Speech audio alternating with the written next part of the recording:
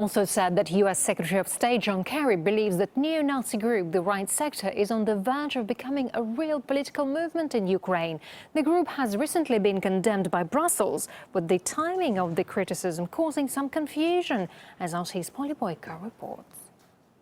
Catherine Ashton has denounced Right Sector. She's calling on them to refrain from violence, to give up their arms and to basically stop behaving undemocratically. Now, this is a group that right now is besieging the parliament in Kiev, calling on the Interior Minister to resign. So finally, we have an admission from the EU that there are some very dangerous forces amongst those that brought about the coup in Ukraine. But the timing of this statement is nuanced, to say the least. Throughout this crisis in Ukraine, the US and the EU have been very much in support of the protest movement. The then Foreign Minister of Germany even went to Maidan to pledge his support.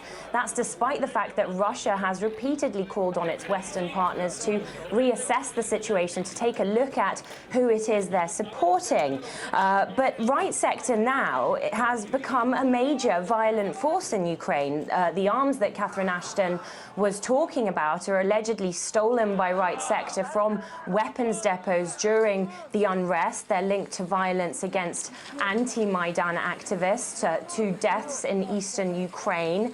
And the group's leader, well, he's wanted in Russia for instigating acts of terrorism. And this is a man, by the way, that's running for presidency in Ukraine.